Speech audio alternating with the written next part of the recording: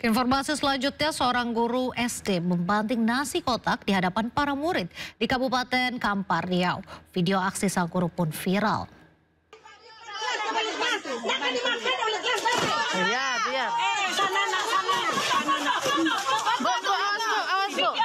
Aksi tak terpuji ditunjukkan seorang guru honorer SDN 021 Desa Tarai Bangun, Kecamatan Tambang, Kabupaten Kampar.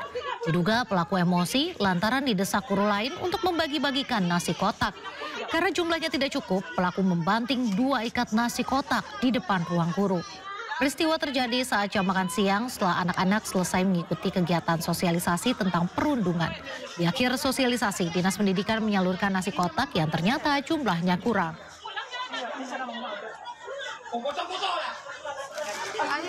Masuk kelas. Suami Nadia Hutri, pelaku utama penculikan bocah 4 tahun di Makassar, mengaku tidak mengetahui bahwa istrinya menjadi bagian dari sindikat penjualan anak.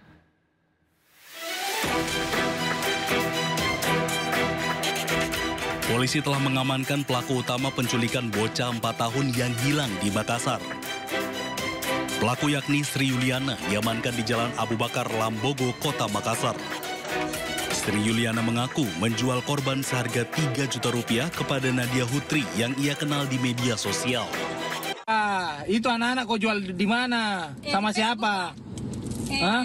Siapa namanya itu orang? Orang namanya siapa? Berapa kau jualkan? Nadia Hutri diduga sebagai otak penjualan anak tersebut karena Nadia membujuk Sri Yuliana menculik anak dan menjual kepada dirinya seharga 3 juta rupiah. Sementara suami Nadia Hutri tampak kebingungan saat polisi menggerebek kediamannya. Suami Nadia mengaku tidak mengetahui bahwa istrinya telah menjual korban. Korban kemudian dibawa oleh Nadia Hutri ke Jambi dan dijual kembali kepada Mary Ana dan Ade Syah Putra seharga 30 juta rupiah. Selanjutnya, Nadia Hutri kabur ke Sukoharjo, Jawa Tengah. Di Jambi, tersangka Ade Syah Putra dan Mary Ana mengaku menjual korban kepada salah satu kelompok suku di Jambi seharga 80 juta rupiah. Dari penangkapan Sri Yuliana, aparat gabungan dari Jatanras Polrestabes Makassar bersama unit Reskrim Polsek Panakukang berhasil meringkus 3 pelaku lainnya dan menetapkan 4 pelaku termasuk Sri Yuliana menjadi tersangka. Dari Makassar, Sulawesi Selatan, Leo Muhammadur, iNews melaporkan. Anak korban penculikan di Makassar, Sulawesi Selatan menjalani trauma healing dari Dinas Perlindungan Perempuan dan Anak. Menurut orang tua, usai diculik, korban menunjukkan perubahan perilaku. Nanti ya.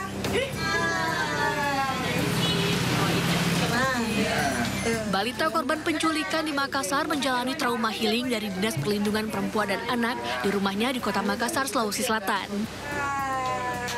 Upaya pemulihan dilakukan melalui layanan trauma healing khusus anak dan keluarga dengan pendampingan psikolog serta psikiater profesional. Pendampingan dilakukan sebagai bentuk penanganan awal agar korban tidak mengalami trauma berkepanjangan. Kami di sini datang untuk penanganan trauma healing.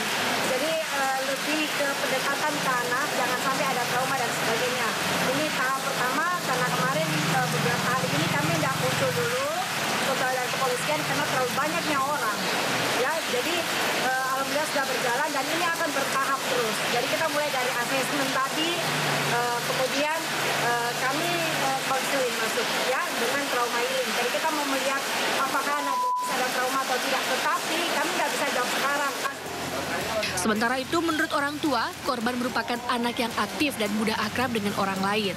Namun kini menunjukkan perubahan perilaku usai menjadi korban penculikan. Ini kan biasa dia memukul pelan, dia agak-agak keras gitu. Oh gitu, berarti lagi agak-agak agresif. Korban yang masih berusia 4 tahun diculik selama 6 hari.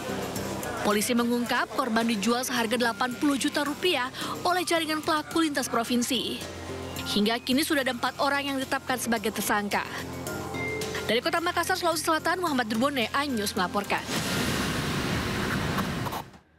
Beralih ke informasi lain, Pemirsa, sempat dilaporkan hilang istri pegawai kantor pelayanan pajak Pratama Manokwari, Papua Barat ditemukan tak bernyawa.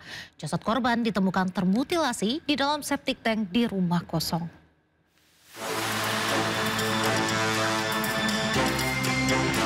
AGT, istri seorang pegawai kantor pelayanan pajak Pratama Manokwari ditemukan tewas mengenaskan. Jasad korban disembunyikan dalam septic tank sebuah rumah kosong di kawasan Reremi Puncak, distrik Manokwari Barat. Penemuan setelah tim gabungan Polda Papua Barat dan Polresta Manokwari melakukan pencarian intensif sejak Senin malam. Laporan hilangnya korban pertama kali disampaikan oleh suaminya setelah ditemukan jejak darah di rumah kontrakan mereka. Polisi mengamankan terduga pelaku berinisial YH yang pernah bekerja sebagai tukang di rumah korban. Ya, sementara ini memang pelaku adalah orang yang pernah bekerja di tempat korban. Kemudian bekerja di tempat sekarang ini sudah mungkin memang kita dalami. Jenazah korban telah dievakuasi ke RSUD Manokwari untuk diautopsi.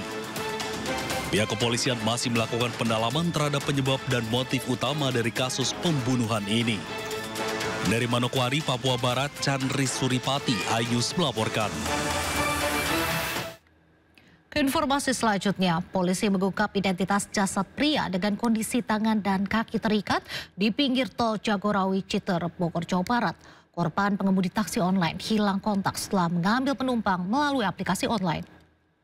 Ada mayat, ditemukan mayat. Warga desa Lewinutu, Kecamatan Citerep, Kabupaten Bogor, Jawa Barat digegerkan dengan penemuan jasad pria di pinggir tol Jagorawi, kilometer 30. Korban ditemukan dengan kondisi tangan dan kaki terikat lakban. Polisi yang tiba di lokasi langsung melakukan olah TKP serta memeriksa sejumlah saksi untuk mengumpulkan barang bukti. Dari hasil identifikasi diketahui jasad atas nama Ujang Adiwijaya, warga Depok. Pada saat kita ke TKP, kemudian kami melakukan olah TKP, selanjutnya jenazah tersebut kami bawa ke Rumah Sakit Kramat Jati, Jakarta.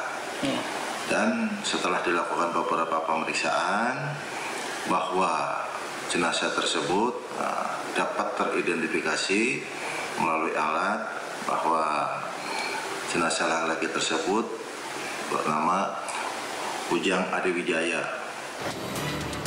Kabar meninggalnya Ujang mengejutkan keluarga dan warga sekitar tempat tinggalnya di Kampung Pitara, Gang Kemang, Pancoran Mas, Kota Depok. Korban diketahui merupakan pengemudi taksi online. Menurut keterangan keluarga, korban terakhir kali mendapat pesanan penumpang pada Minggu sore. Setelah itu keluarga kehilangan kontak dengan korban hingga Minggu malam. Warga baru mendapat kabar mengenai penemuan jasad Ujang sekitar jam 10 malam, beberapa jam setelah hilang kontak. Menurut warga, korban dikenal sebagai sosok pribadi yang ramah kepada tetangga. Tapi warga mah nggak pernah dengar ada masalah ya? Nggak ada masalah di sini, nggak ada dia. Dia orangnya baik. Juga belum lama pulang umroh. Kabar duka ini menyisakan kesedihan mendalam bagi keluarga korban yang meninggalkan seorang istri dan satu anak. Hingga kini polisi masih melakukan pendalaman untuk mengungkap motif dan kronologi kejadian tersebut.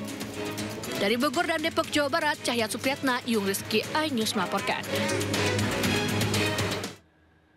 Pemirsa, seorang siswi SMK di Kota Gorontalo diduga menjadi korban kekerasan seksual oleh aparatur sipil negara atau ASN bersama rekannya. Ironisnya, setelah melapor ke polisi, korban justru mengaku mendapat ancaman dari terduga pelaku agar mencabut laporan.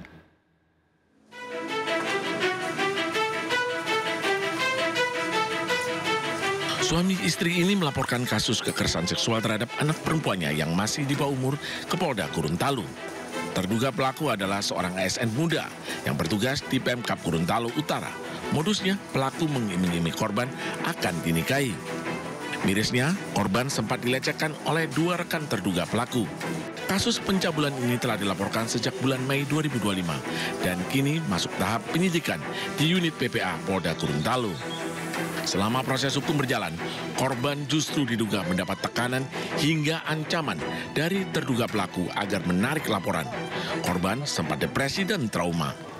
Dia ambil ini anak korban PHP, baru dia suruh buka ini baju ini, Pak, ini tukang pijat. Dia tahan, ini biru-biru loh. ini anak beta di tempat yang berbeda. Jadi satu di kos-kosan, satu di hotel. Sangat disayangkan saya, kenapa dua orang ini tidak pernah terungkap sampai detik ini. Begitu. Dua orang ini teman si... Menurut korban, pada akhirnya si pelaku mengaku itu temannya dia. Yang pertama visum sudah dilaksanakan. Kemudian juga kita melaksanakan pemeriksaan terhadap saksi ahli psikologi forensik. Kemudian ada beberapa saksi yang berjauhan jaraknya. Ada juga yang kita panggil 2 kali tidak datang. Nah, kita alhamdulillah kemarin sudah 2 lagi tambahan saksi yang kita selesaikan.